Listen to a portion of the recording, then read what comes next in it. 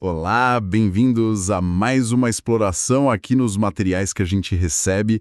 Hoje o nosso foco é em algo que, assim, a gente usa a todo segundo, mas raramente para pensar. A coluna vertebral. Pois é. A gente fala minhas costas, mas o que está ali é uma das estruturas mais espetaculares da engenharia biológica. É verdade. E a nossa missão hoje é ir um pouco além da ideia de que é só uma pilha de ossos, sabe? Usando um material de anatomia bem completo que recebemos, a gente vai desvendar a lógica por trás de cada curva, cada ossinho, cada ligamento. Entendi. É quase como desmontar um mecanismo complexo para entender como cada pecinha funciona no todo. Vamos da base do crânio até o cóccix. Perfeito. Então, vamos começar pelo básico. Olhando para a coluna como um todo, como ela é dividida? É uma coisa só ou são vários bairros diferentes? É exatamente isso. São 5 bairros bem distintos e cada um com a sua própria personalidade, digamos. De cima para baixo, a gente tem a região cervical, no pescoço, com 7 vértebras. Ok, 7. Logo abaixo, a torácica, com 12 vértebras.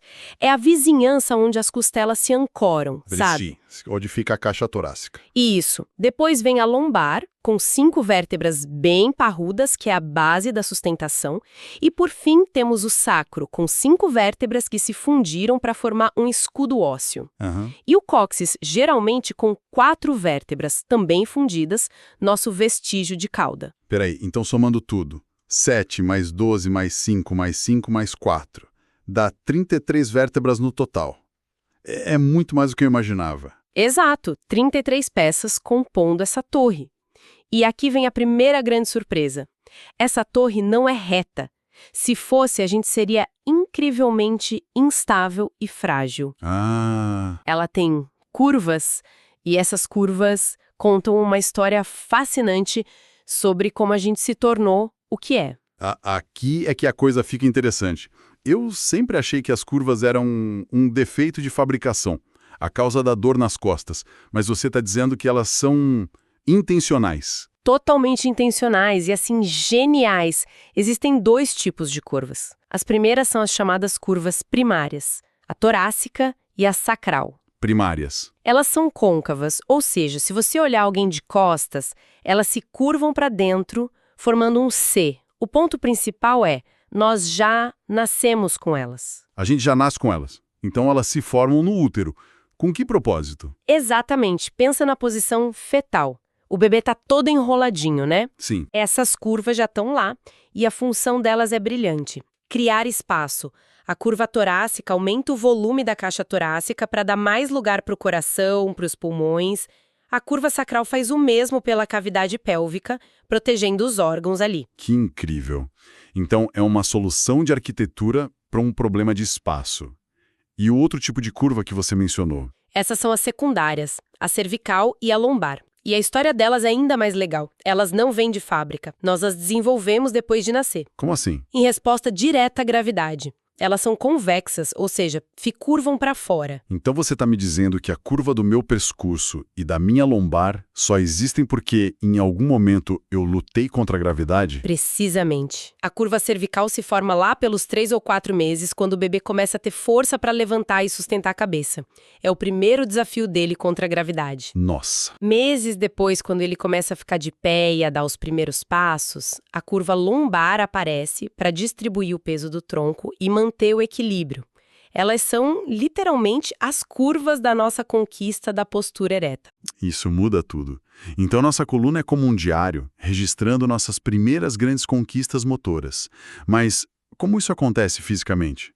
O osso muda de forma? Ótima pergunta, porque a mecânica é diferente para cada tipo de curva. Nas primárias, as que já nascem com a gente, a forma está nos próprios tijolos, nos corpos das vértebras.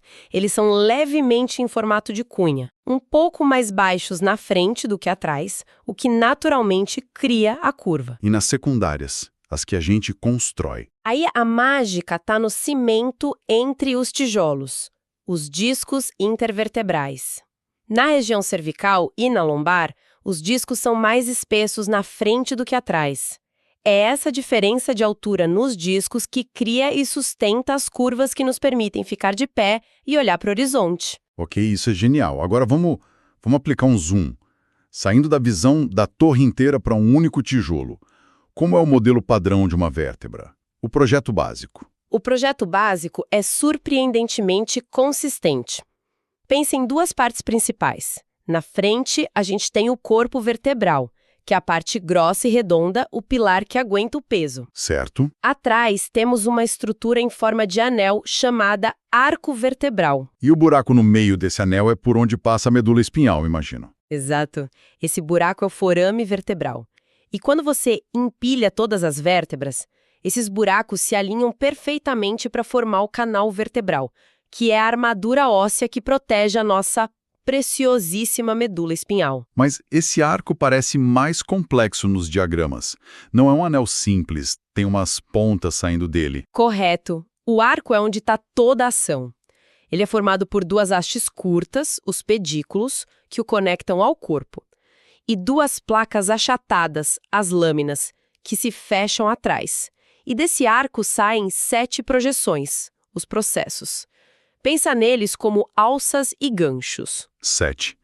Parece complicado. Qual a função deles? A gente pode agrupar para simplificar. Temos um processo espinhoso, que é a ponta que você sente bem no meio das suas costas. Aham. Temos 2 processos transversos, um para cada lado, tipo asas. Essas 3 pontas servem principalmente como pontos de ancoragem para músculos e ligamentos. E depois temos 4 processos articulares, que são as superfícies de encaixe, 2 para cima e 2 para baixo, que conectam uma vértebra com as suas vizinhas. Entendi.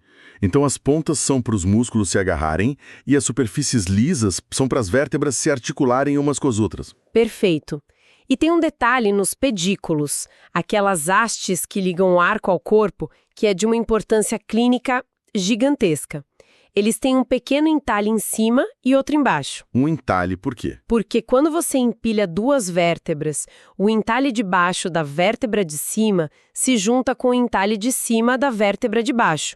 Juntos, eles formam uma abertura, um buraco lateral chamado forame intervertebral. Ah, então não é só um grande túnel central para a medula. Existem portas de saída em cada andar do prédio. É a analogia perfeita. São as portas de saída para os nervos espinhais, que precisam sair da medula para controlar os músculos e a sensibilidade de todo o corpo. Uau! E é aqui que muitos problemas acontecem. Se essa porta fica mais estreita, por artrose ou uma hérnia de disco, ela pode esmagar o nervo. É a famosa compressão nervosa. Entender essa porta é a chave para entender a dor ciática, por exemplo. Certo, então temos esse modelo padrão de vértebra. Mas a coluna não faz o mesmo trabalho em toda a sua extensão. O pescoço precisa ser supermóvel, o tórax precisa ser estável. Imagino que esse modelo básico seja adaptado de maneiras bem drásticas, certo? Como a natureza customizou essa peça para cada função? Exatamente. O modelo básico é só o ponto de partida. A partir daí, a evolução criou 3 personalidades muito distintas. A gente pode pensar na região cervical como a bailarina, pequena, delicada e com uma liberdade de movimento incrível. Ah, bailarina, gostei.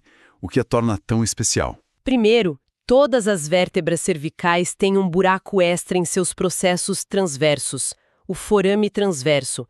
É como se tivessem uma via expressa particular para a artéria e a veia vertebral, que levam sangue para o cérebro. Ah, que interessante. Mas as estrelas aqui são as 2 primeiras. C1, o Atlas, e C2, o Axis.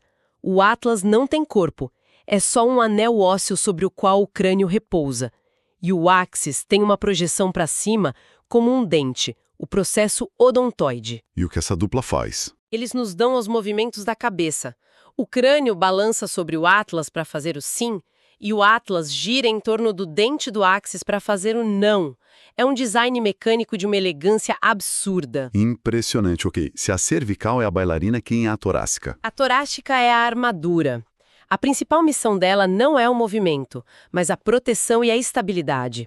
A sua característica de assinatura é que ela é a única região que se conecta com as costelas. Ah, claro. As vértebras torácicas têm pequenas facetas, superfícies de encaixe lisas, feitas sob medida para as costelas se articularem.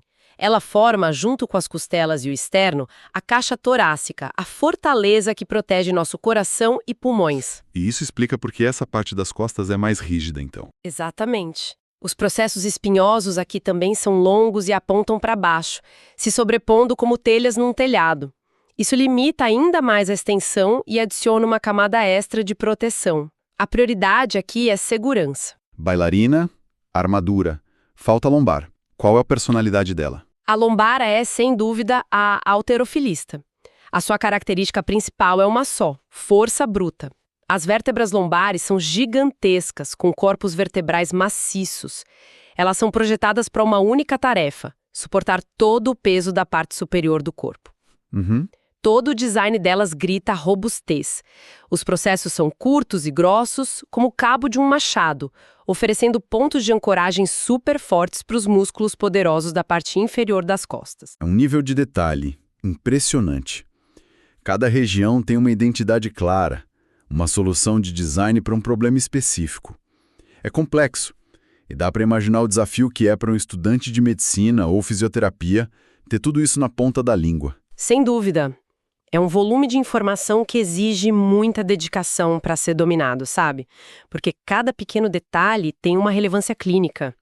Para quem está nessa jornada, dominar esses conceitos para as provas e para a vida profissional, ter as ferramentas certas faz toda a diferença. Com certeza.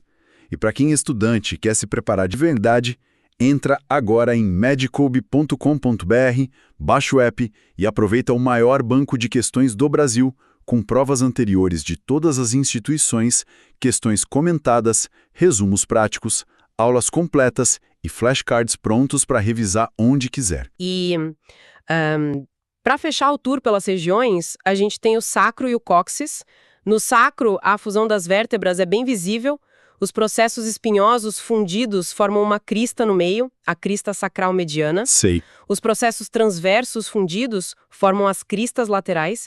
Ele funciona como a fundação sólida da coluna. E o cóccix é a terminação com a primeira vértebra ainda tendo pequenos chifres, os cornos coccígeos, que se articulam com o sacro. Certo. Já entendemos os tijolos e como cada um é especializado. Mas como tudo isso se conecta para se mover de forma coesa e não desmoronar? O que impede a torre de cair? 2 sistemas trabalham em conjunto para isso: as articulações e os ligamentos. A gente tem 2 tipos principais de articulações. As primeiras são as articulações zigapofisárias. O quê? Zigapofisárias. São as conexões entre os processos articulares que a gente mencionou. Aquelas superfícies de encaixe, certo? Exato. E o formato delas muda em cada região, ditando o tipo de movimento permitido. Pensa nelas como peças de um quebra-cabeça. No pescoço, as peças são planas e inclinadas, como pratos deslizando, permitindo que a gente olhe para todos os lados. Entendi. Já na lombar, elas são quase verticais e travadas, como 2 peças de Lego bem encaixadas, o que impede a torção para proteger a região. E outro tipo de articulação? O outro tipo são as sínfises, que conectam os grandes corpos vertebrais. E a estrela aqui é o famoso disco intervertebral. Temos 24 deles. Todo mundo já ouviu falar de hérnia de disco. Como ele é feito para aguentar tanta pressão? A estrutura dele é a chave. Podemos pensar nele como um pneu recheado com gel, sabe? Um pneu com gel. A parte de fora é o ânulo fibroso, um anel extremamente resistente feito de várias camadas de fibrocartilagem, como a lona de um pneu. O centro é o núcleo pulposo, uma bola de gelatina rica em água. Essa combinação de um exterior forte com um interior pressurizado faz dele o amortecedor perfeito. Ok, temos as articulações e os discos. Mas ainda falta a fita adesiva que segura tudo, não? Os ligamentos. Exato. Os ligamentos são as cordas e cabos que estabilizam toda a estrutura. Imagina a coluna como o mastro de um navio. Você precisa de cordas na frente e atrás para impedir que ele se dobre demais. Gostei da analogia. Quais são as cordas principais? A grande corda da frente é o ligamento longitudinal anterior. Ele é largo e muito forte e corre pela frente de todos os corpos vertebrais. A função dele é nos impedir de dobrar demais para trás. Limitar a hiperextensão. Isso. Do outro lado, dentro do canal vertebral, temos a corda de trás, o ligamento longitudinal posterior. Ele limita a flexão, o movimento de se dobrar para frente. E tem alguma diferença importante entre eles? Uma diferença crucial. O ligamento de trás é mais estreito e mais fraco nas laterais. E é exatamente por isso que a grande maioria das hérnias de disco acontece para trás e para o lado.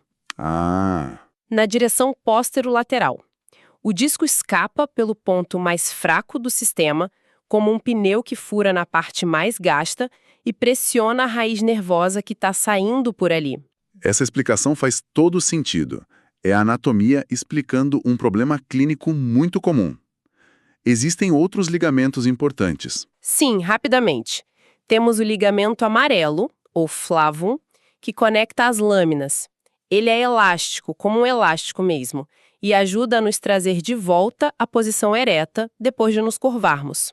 Aham. E conectando as pontas dos processos espinhosos, temos os ligamentos interespinhoso e supraespinhoso, que também são freios importantes para flexão.